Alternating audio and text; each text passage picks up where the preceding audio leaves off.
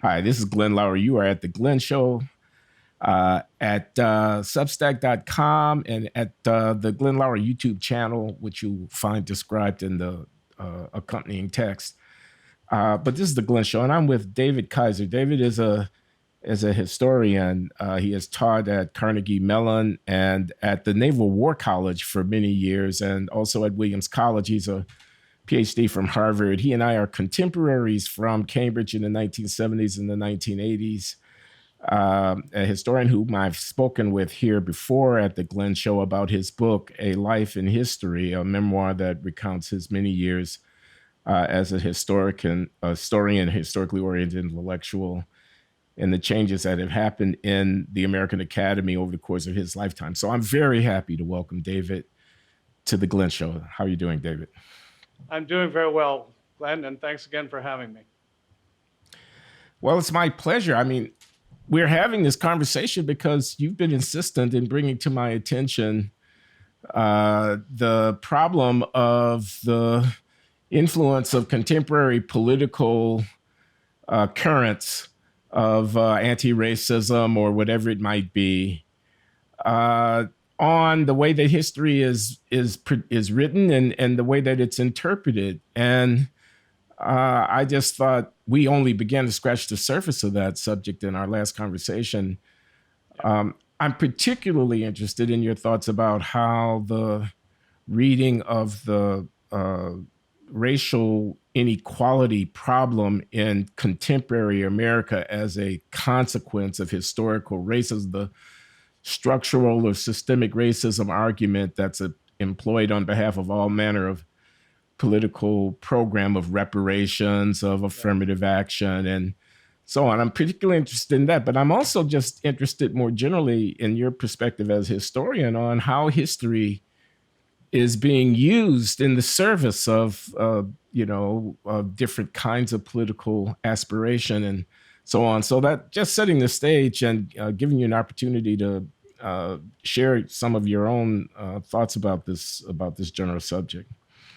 Okay, well, what I specifically want to get to in a minute is a reinterpretation, if you want to call it that, of the New Deal era and also the immediate post-war era by woke people to suggest that Black Americans were intentionally blocked from receiving the benefits of programs in the New Deal and in the post-war period, and that left them further behind white Americans. And yes, Ta-Nehisi Coates has said this very bluntly, and I'm sure he's not the only one, that that's one reason they deserve reparations. Now, as I've said to you privately, I've gotten very interested in this. I mean, I've always been very interested in American domestic politics, although most of my writing is about foreign policy and things like that. I did write a book called No End Save Victory, How FDR Led the Nation into War, about 1940 and 41, which did involve a lot of domestic questions and some racial questions.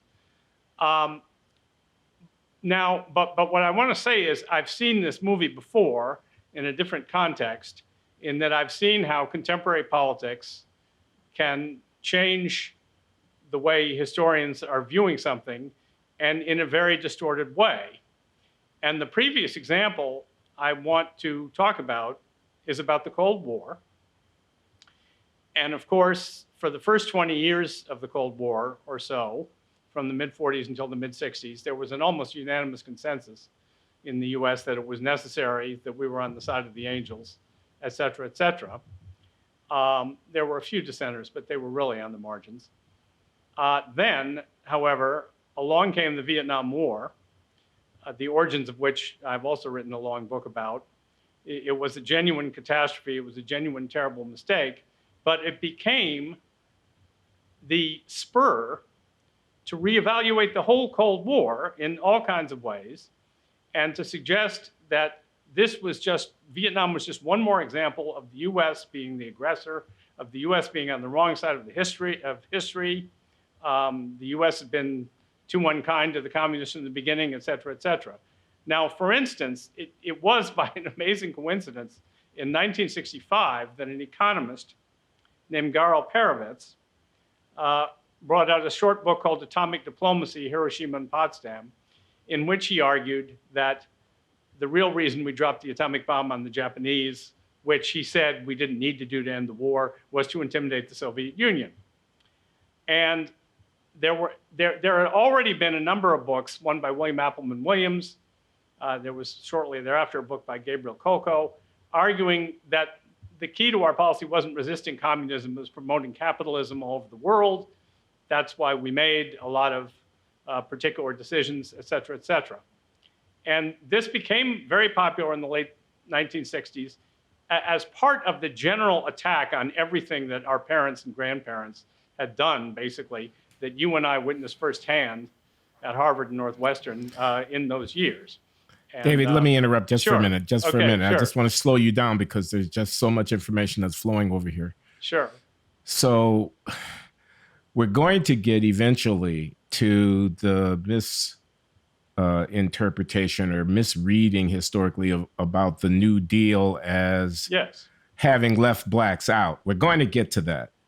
Very But shortly, you Glenn. want I us promise to you. understand. You want us to understand a more general defect or tick in historiography, which has to do with misreading something that happened because of something that happened after that fact that makes it Exactly. preferable to see history in a particular way. And you're going to use the Cold War as an illustration of that. And Vietnam is the thing that happened. It's the thing that happened that is making people read the Cold War in a way that you think is inaccurate relative to what it actually was. But you're saying the same kind of thing is happening with respect to the New Deal. Exactly. And I just want to clarify that. I just want to clarify because we're off into dropping the bomb and all of that. But I get you. I get you that, history in the service of ex post facto reinterpretation on behalf of some political program can be a real problem. That's what you're talking about. That is what I'm talking about. I need one more minute to Okay. go into part of that story again. In 1973, a historian named Robert James Maddox brought out a book called The New Left and the Origins of the Cold War. And he showed in just a couple of hundred biting pages that when you check the footnotes of these new works, you didn't find what they claimed you would find. And often you find almost the opposite of what they claimed. And this is something I ran into a lot in my career later on. Now, again, that book came out in 1973. It got a lead review in the New York Times Book Review, as I remember.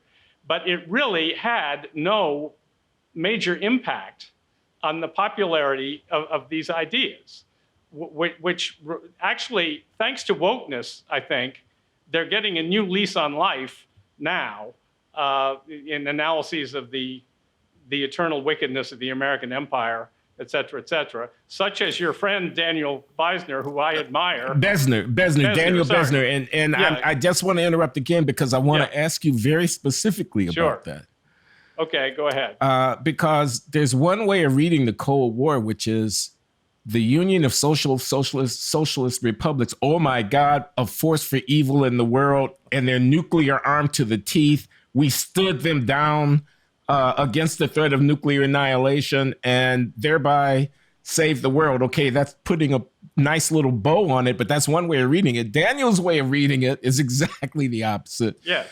There really was no threat from the Soviet Union. We needed to justify the military-industrial complex. We made a boogaboo enemy out of somebody who was just trying to get by in the world. That's the Union of Soviet Socialist Republics, and so on. And blood is on our hands. Now, I mean, it really matters which one of those we adopt as the story.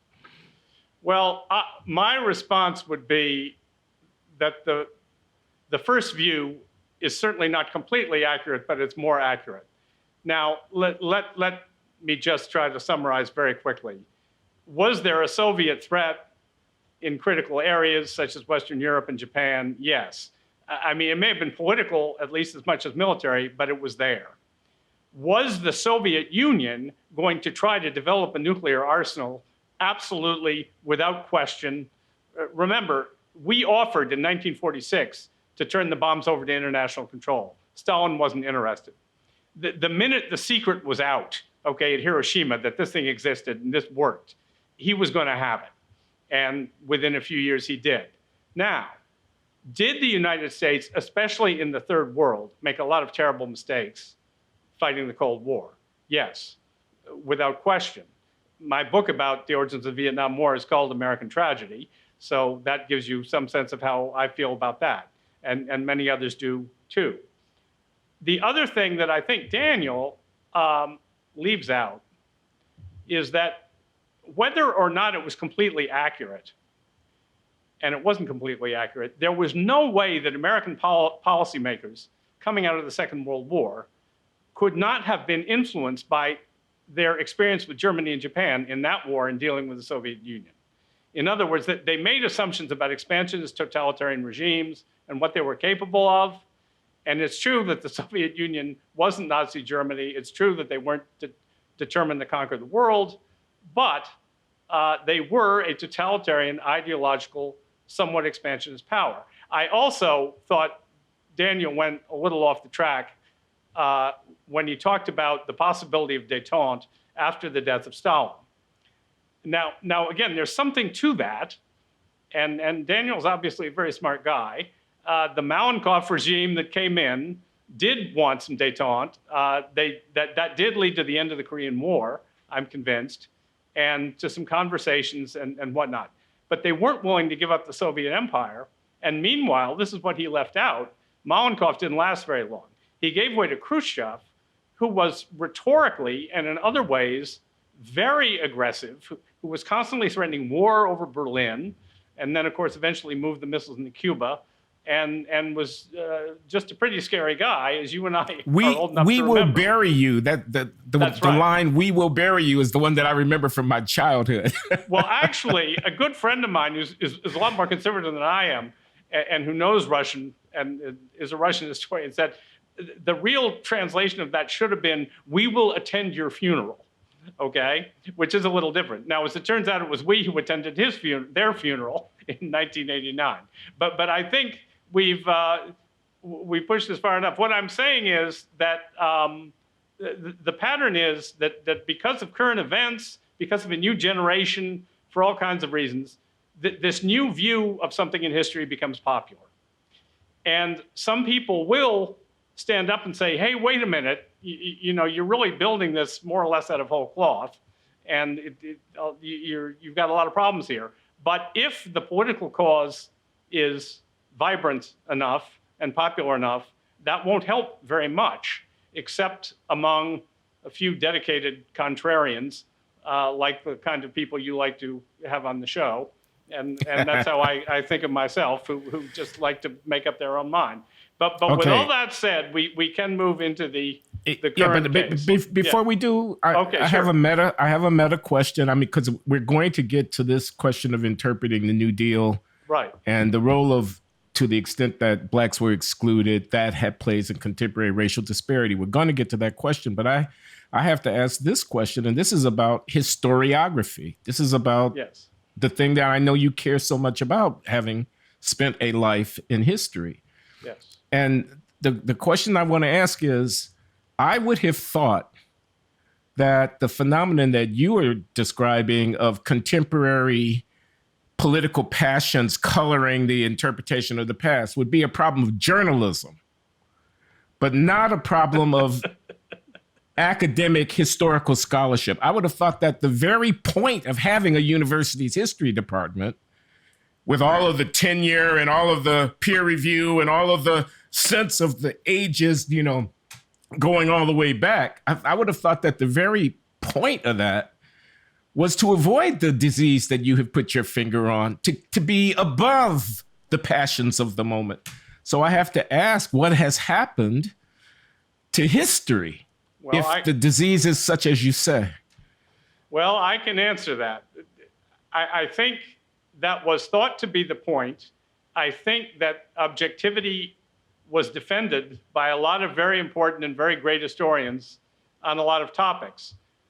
For instance, there was a highly politicized controversy in the 1920s and 30s over who started the First World War. Germany had been blamed for it in the Versailles Treaty. That gave Germany and German historians a huge interest in trying to prove that that wasn't so. Some Americans sided with the Germans, more or less.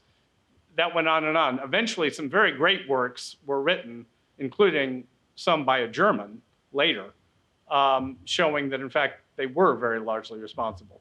But it's always been a struggle. But what's happened, Glenn, is the idea that there isn't really such a thing as objective truth, that people's thoughts and beliefs are a function of their demography, their race, their gender, possibly even their sexual orientation.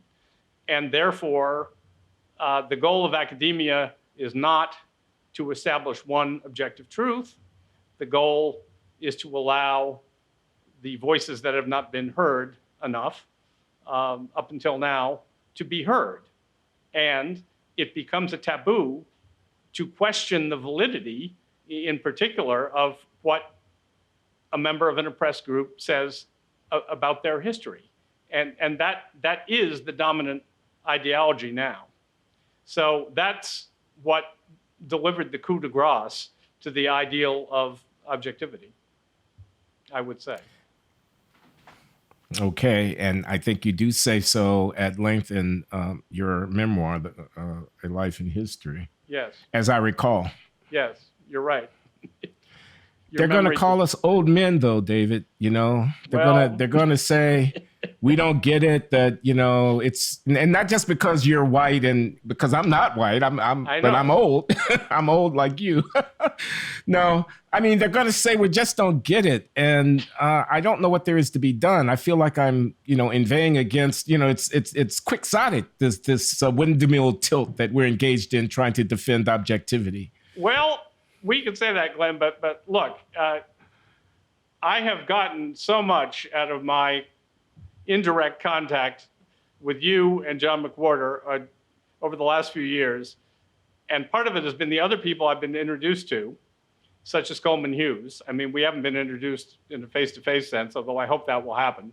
But I listen to him as regularly as you now. And now I discovered Samuel Cronin, who wrote a piece that we've both read. And what is so wonderful is that you have young people like that. And actually, Coleman Hughes is very good at finding them on his podcast. He finds them all over the place, who have been through this educational system where this is what they were being given. But it's a wonderful thing about human nature. You can find this in Solzhenitsyn, too, in The First Circle, that there are some young people who just won't swallow it. And for whatever reason, well, it's kind of Orwellian. They are not going to listen if you tell them 2 + 2 = 5. And that is what gives me real hope for the future, is that we are still turning out people like that, despite what has happened in the educational system. Thank you. And yeah, I'm with you 100%. And I feel blessed to actually get revitalized by my relationships with some of these young people. Sure. But okay, let's get back to cases at hand. What about the New Deal? What about blacks being excluded? Not just Ta-Nehisi Coates, but as you know, Ira Katznelson, a very distinguished political scientist and historian at Columbia, his book, When Affirmative Action Was White. I've taught that book over the years. I remember when that book first came out, maybe 20, 25 years ago. I can't remember exactly. But he's a serious guy, Ira Katznelson. And yes. What I used to teach uncritically in my classes was the Southern segregationist committee chairs in Congress that Roosevelt needed to get his package through were hell-bent on defending the Jim Crow regime from the incursions of the federal government through the New Deal programs, and therefore, farm laborers and domestics were excluded from the wage and hour protections of the New Deal, and local commissars got to administer aid to families with dependent children in a discriminatory way. And I could go on. You're the historian. I won't try to do that. I'll just say I took it as given, man. I took it as given that Katznelson was right, that the New Deal had excluded blacks because that was the necessary compromise that Roosevelt had to make with the Southern Democratic Party committee chairs. And that a similar kind of thing went on with the GI Bill, where because of segregation in the armed services and blacks not being able to serve their country to the same extent with an equal opportunity, they were excluded from the benefits of this thing. He calls it affirmative action was white. I mean, he couldn't be any more explicit than that. And so on, you know, the growth of suburbs and the ability of blacks to get, et cetera, et cetera. So if you're telling me that that narrative is wrong, that's a major thing to be saying. It is not completely wrong. There are some very good things in that book, which I've been through lately in preparation for this. And for instance, there's a very good chapter about the Southern attempts, which were quite successful, to roll back Union power with the Taft-Hartley Act in 1947. And I don't think he mentions it, but also the Landrum-Griffin Act about 10 years later, 12 years later, which was similar, so that the South wouldn't be unionized. Now, again, undoubtedly that didn't help black workers in the South, but that was not the main reason. This was part of a much broader Southern strategy that had a tremendous impact on the country, that we're going to compete and we're going to get stronger relative to the North by not having unions, by having cheaper labor, and by getting industry to move to us. And that did work to a significant extent for about 20 years, beginning with all the textile factories that moved from New England, where you can still see textile ghost towns right around me here, and around you probably. And they did move to the southern states. Now, unfortunately, you live by the sword, you die by the sword, and in subsequent decades, that hasn't worked out for the South because the factories kept going and then moved to Latin America. But for the time being, it worked. So that was a good chapter. The point about the administering of AFDC is undoubtedly true. But let's go to the Social Security issue, which is one of the critical ones. Social Security did exclude, originally, this point we got to get to also, farm laborers and domestics. Now, why did it? Now, there are several monographs, and the one I looked at most closely was a work of public history. It was written inside the Social Security Administration fairly recently, but it was very well researched. The Treasury Department was going to administer the program. The original recommendation from a committee that Roosevelt had appointed was to include those workers. But before the bill even went to Congress, Henry Morgenthau, the Secretary of the Treasury, and his people decided it is going to be too hard politically to administer it for domestics and farm laborers, and we should start with industrial workers. Now, this is one of the first big things to throw in, because if you read Katznelson or certain other people, it sounds like these black domestics and farm laborers were the only people who were eliminated, who were not included in Social Security. Now, in fact, huge numbers of people were not included originally.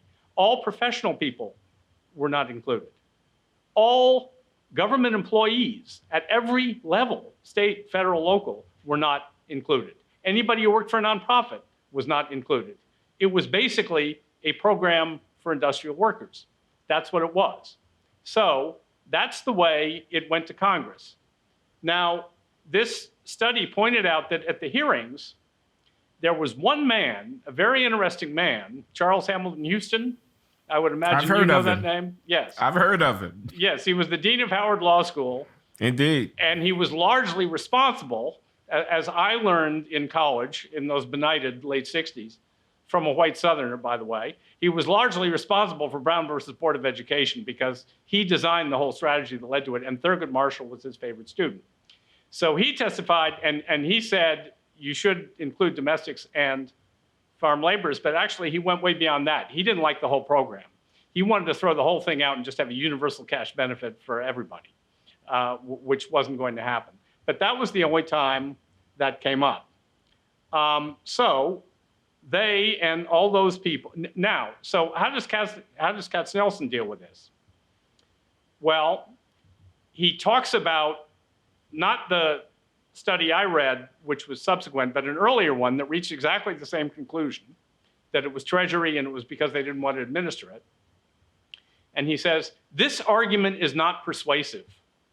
And he quotes another book called let's see, I think it's, Shifting the Color Line by a fellow named Robert Lieberman.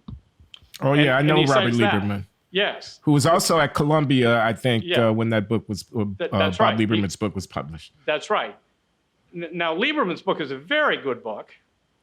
And again, the problem is it doesn't say what Castelson is claiming it says about Social Security. He's very scrupulous, and he says it was Treasury. He also makes some fascinating points about the impact of Social Security. And he has charts, and he shows that, yes, the percentage of black workers who got benefits when they started paying benefits was lower because so many of them were in these excluded occupations. Although there's another point about that I have to make in a second. Okay, that was true. However, they received a surprisingly higher portion of the initial benefits that were paid out, okay, relative to how many of them there were. Well, why was that? Well, the reason for that was, under the law, there was a minimum benefit that everybody had to get, even if your contributions wouldn't justify such a benefit. And a lot of them were under that. But the big bottom line point about domestic and agricultural workers is this. There were 4 times as many white agricultural workers as black agricultural workers when this bill was passed. There were twice as many white domestic servants as there were black domestic servants.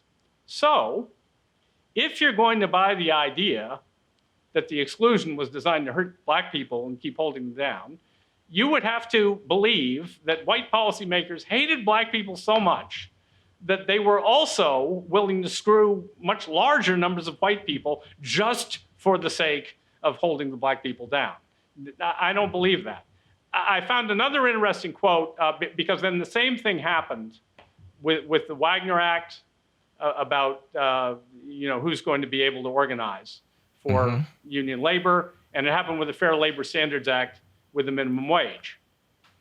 And let me just summarize for a minute, David. Okay, sure. Again, there's a lot of information on the table. So we've been talking specifically about Ira Katznelson's book, When Affirmative Action Was White, which is a history of the New Deal that you think has merit in certain respects, but that you also think gives support to what, in the fullness of consideration, is a false narrative about the anti-black exclusionary intention of especially the Social Security Act. And we've been focusing on the extent to which the exclusion of domestic workers and farm laborers from the protections of that act and the benefits of that act were anti-black. And you've concluded that that is an inaccurate way of reading the intention of the legislation, in that both more whites than blacks were affected, and that there were administrative reasons for undertaking these provisions or exclusions. How are you going to actually enforce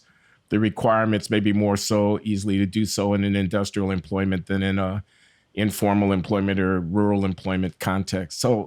So we're saying that. Then we're into this kind of secondary literature, and you've invoked Robert Lieberman's book and so on. But I just wanted to kind of keep us, keep some kind of structure on it. What's next? Oh, labor relations, the Wagner Act. And I was very intrigued by this. This is the first time I've heard this. So there was a concerted effort among Southern leaders to attract industry within the United States from the North to the South. Cheap labor, no unions, no hassle. This is our strategy, which worked for a while, but didn't work in the long run, because that same strategy can be employed in a globalizing context, and the jobs end up in the Southeast Asia or somewhere like that. Yep. But the simplistic, one-dimensional imputation of anti-black motives to actors in this context is what's coming across to me. Yes. That really misreads it. And then once you do that, you're forced to distinguish between what might be an adverse incidence on African-American well-being of the formulation and an intent. But it's the intent that is the thing that gives the reparations argument its weight. If blacks have been harmed in this way, then they should be made whole for the fact that that harm was inflicted on them.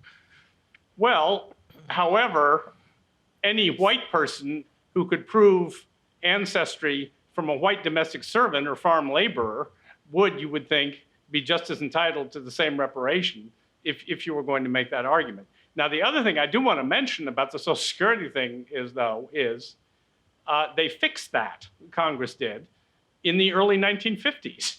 They began covering those workers. And certainly, as you and I know, the white Southern legislators were not any more pro-civil rights at that point than they had been in the 30s, really, and they were under more pressure. So that is another interesting fact. Now, what I was going to say, I'll just be very quick. I found a quote from a floor debate about the Federal Labor Standards Act from a congressman from Iowa. And he said he was going to vote against the bill. No, he would vote against including farm laborers because that would be so unfair to farmers. And they couldn't afford it. They were still doing badly, so why do we want to put this pressure on them? Now, certainly, you would have looked pretty hard, I think, to find any black farm laborers in Iowa in 1938. You might have found a few, but you wouldn't have found very many. So again, it wasn't that simple. But I think actually, though, about the reparations argument, and this goes again to the housing issue, which we should get into. Yeah, I'd like to. That Ta-Nehisi Coates is very blunt, that this is what kept black people from acquiring more wealth, and that's why we need to make good on that right now. David, I think he says Ta-Nehisi. I think he pronounces it Ta-Nehisi, notwithstanding the H-I-S-I. All right, Ta-Nehisi. Okay, very fine. All right. Okay, so... I'm sorry. I don't want us to lose track of the GI Bill either. Yes. Did you have some things you want to say about that? I do. Yeah, go ahead. First of all, everybody has to admit this, agree on this.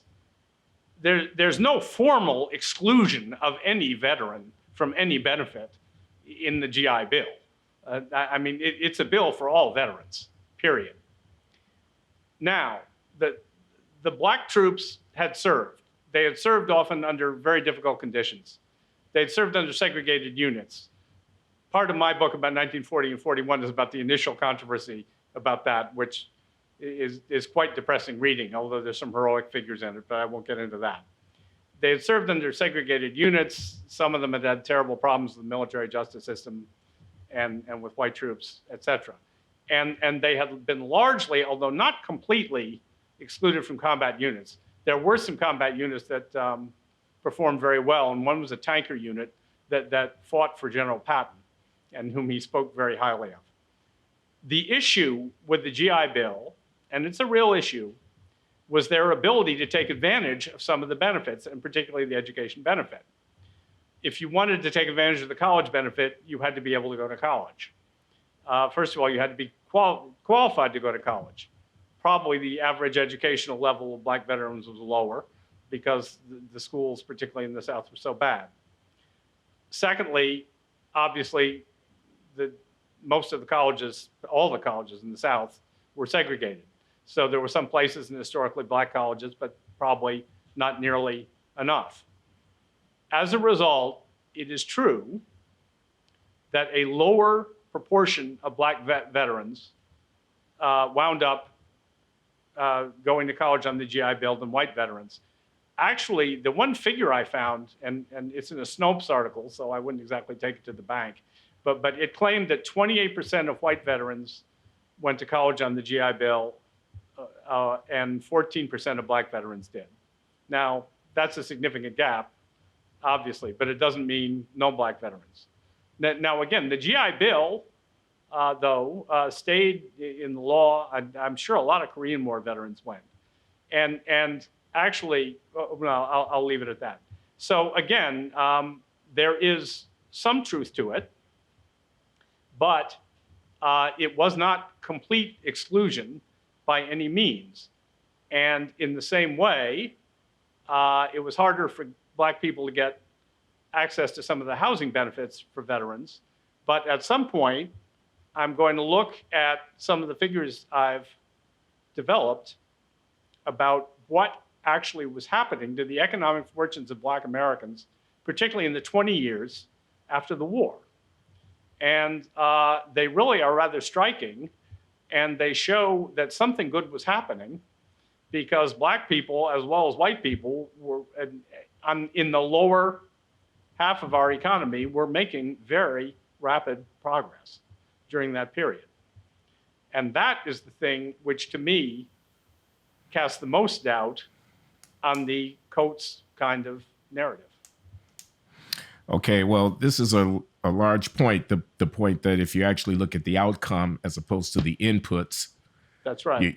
You see progress. So the inputs couldn't have been but so bad if if the rising tide is lifting Black boats and white boats alike. On the GI Bill, because I want to get to this question about housing, which is a major part of Ta-Nehisi Coates' argument in that classic article on reparations. But what you hear about redlining, you hear about Levittown, you hear about growing suburbs that Blacks are excluded from. You hear about interstate highways being built in cities in such a manner as to facilitate suburbanization, which promotes the segregation, which creates the ghettos that are so problematic in reflecting Black subordination in contemporary society. But I want to ask a question about the GI Bill, which is, so you got to get in the military service before you're eligible to get the benefit. Yes. Conditional on eligibility, there's every reason to think that there wasn't an adverse distribution of benefits to Blacks. That, if I'm understanding you. Yes. Blacks may not have had the same take-up because there were other conditions that constrained them. But what about eligibility in the first place? So now if I know that I have an armed services, and you've spoken, I assume, about the Army and not so much about the Navy or whatever. Yeah. If I know I've got an armed services which is hostile, I can't serve in combat units. It's a voluntary service. I mean, I'm not being conscripted. I don't sign... Or am I being conscripted? Okay, yes. Do I get that wrong? They're being conscripted. Oh, yes, absolutely. Oh, forgive my ignorance. Forgive my ignorance. Yes. Oh, yes. Actually, the selective service was still active when I was a teenager, so I should know that they were being conscripted. Well, I would imagine, Glenn, okay, you're a year younger than I am, and actually, even that 1 year was important at that particular moment in history, but all of us had to at least think about our relationship to the Selective Service Act, and it did send me into the Army Reserves for 6 years. So okay, so then I'm on the wrong track here. There's no reason to think that Blacks were not as likely to serve in the armed forces in virtue of being Black as a white would be to serve.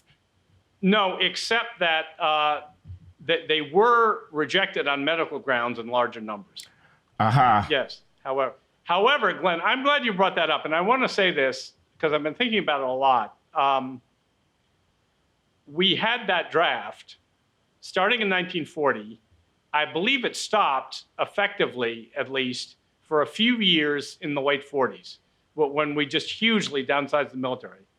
But then it started up again with Korea and continued until the early 70s, okay?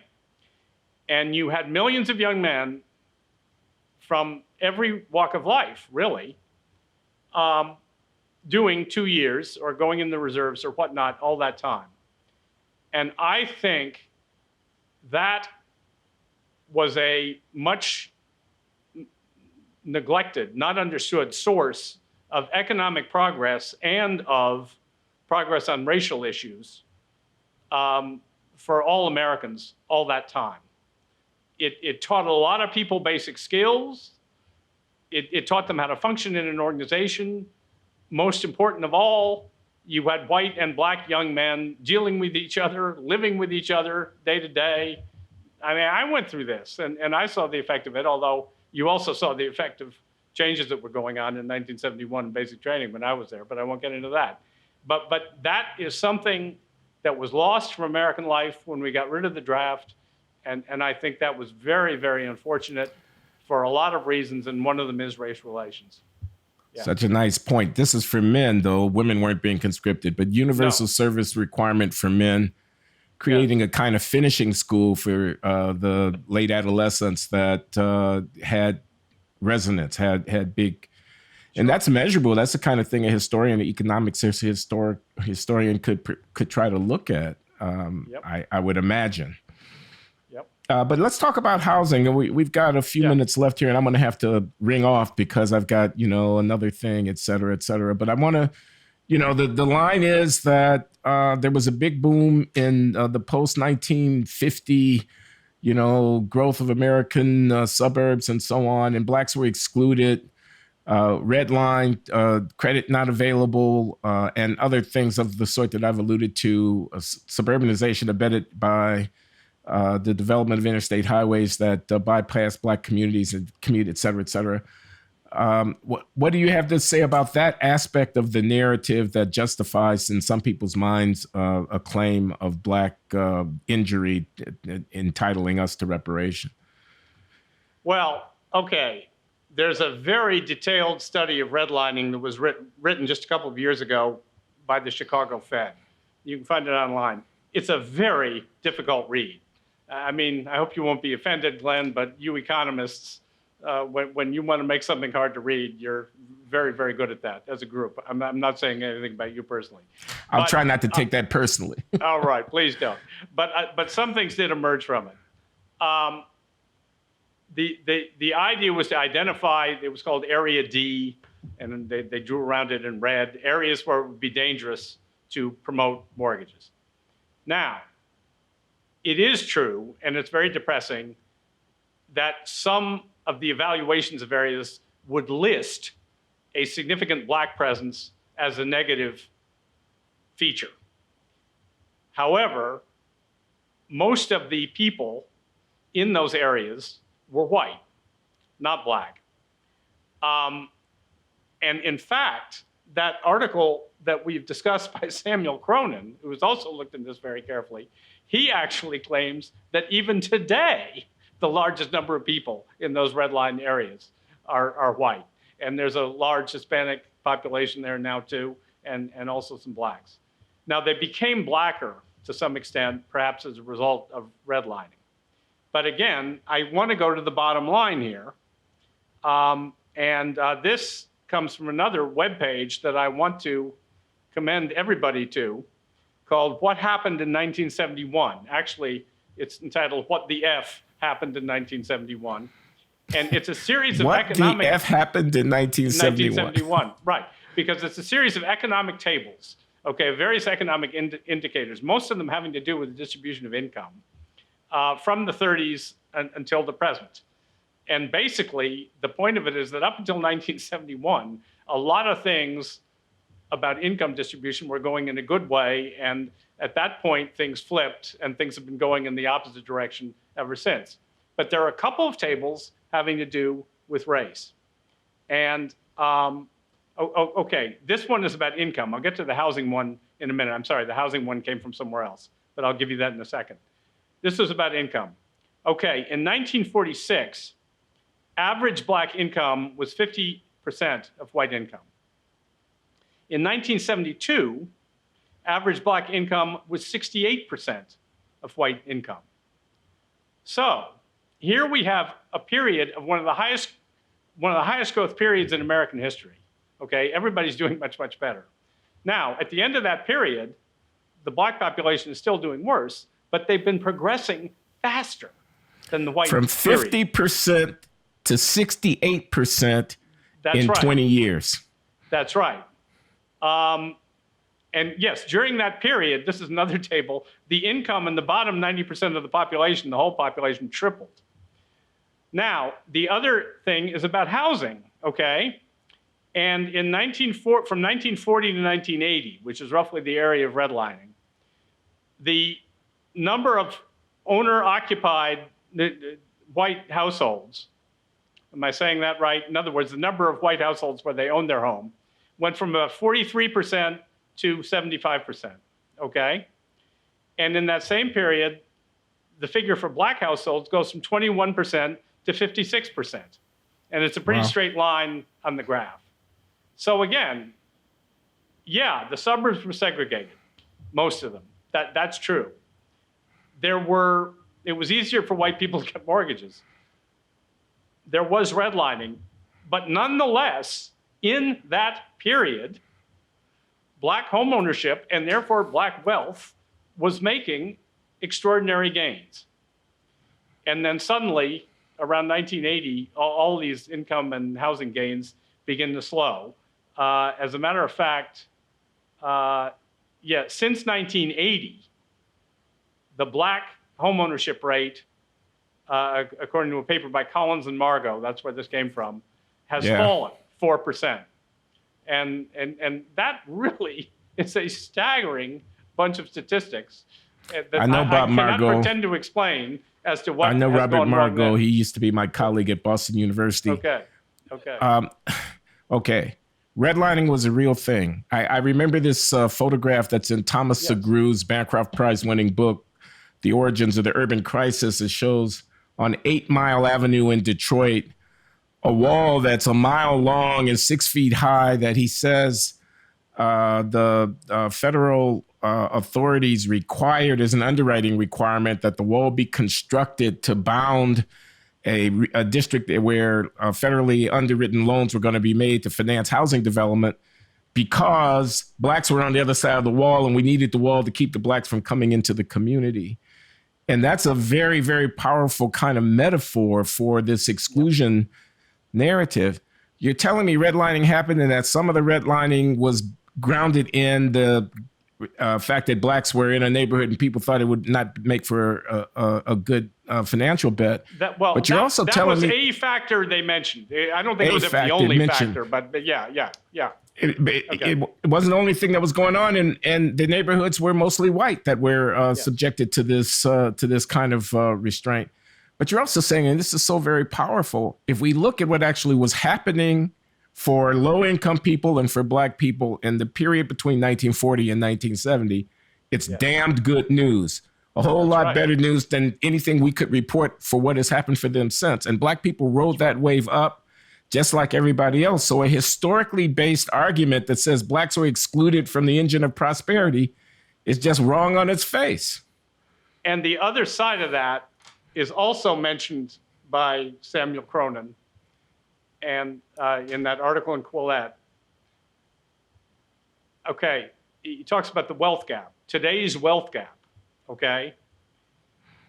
If you look at the bottom 50% of white people in terms of wealth and the bottom 50% of black people in terms of wealth, there is almost no wealth gap at all. The entire gap is in the top 50%. And the reason, of course, that there's no wealth gap in the bottom 50% is that practically none of those people, white or black, have any significant wealth today. And again, that's a horrifying fact. Now, Glenn, I know you may be running short on time, but I do want about 2 minutes at some point, because there's something that I want to share with you and our listeners, which is another I'm going to give you your 2 minutes. document. I promise you the 2 minutes, but I got to say this about the wealth gap. About the wealth gap. It's a little bit of a technical point, but the point you just made is so powerful. Okay, if you look at the bottom 50%, the blacks and white gap is not that big, everybody, because it's zero for everybody. Okay, now just check this out. They use the median. All of these papers that are coming out of all of these research shops use the median of the wealth distribution. Now, the median happens to be the 50th percentile, okay? Everybody's at zero below the 50th percent. They use the median as the measure. And then they take a ratio of the medians. Yeah. So the denominator, there's the white to black or the black to white. If you move a little bit from zero to 10,000 or 20,000, that ratio is going to look huge.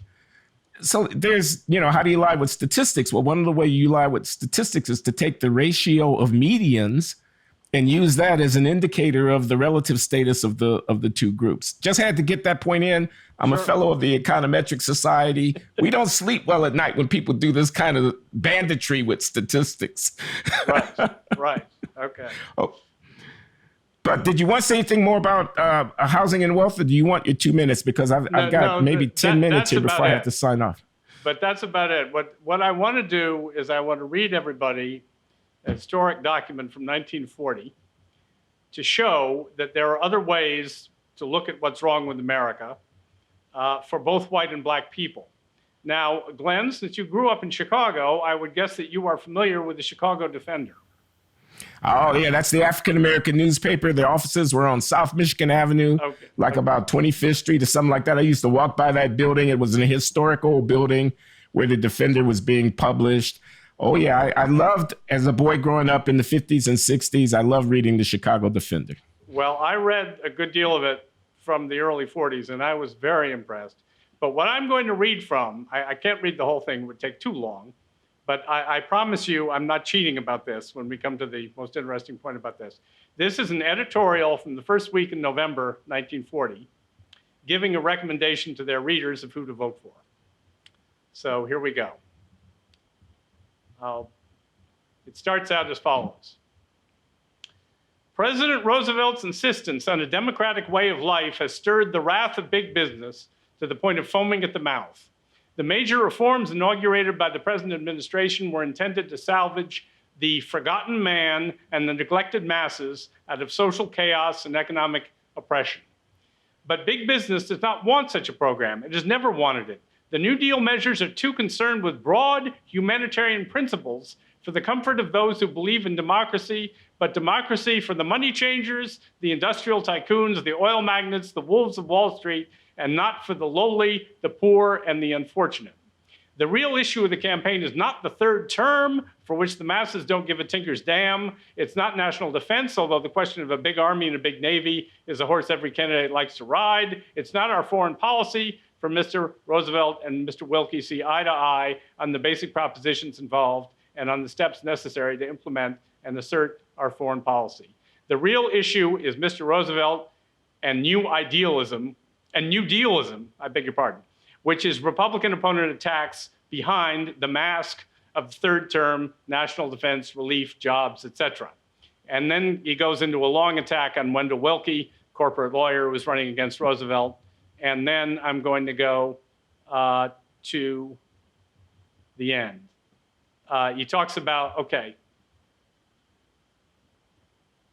when Roosevelt came into office in March 1933, banks were failing at the rate of 50 a day. In every city, every hamlet, distress, despair registered on the sad faces of a once proud and prosperous populace. That was the situation when Mr. Roosevelt stepped into the White House. Within a fortnight, by various humanitarian acts, these tragic and inexorable conditions changed. Roosevelt had restored hope and reestablished faith in the government. Bread lines gave way to relief jobs, WPA, PWA, NYA, CCC, and other sorely needed social and economic measures. And the people began singing, "Happy days are here again." Roosevelt had done it.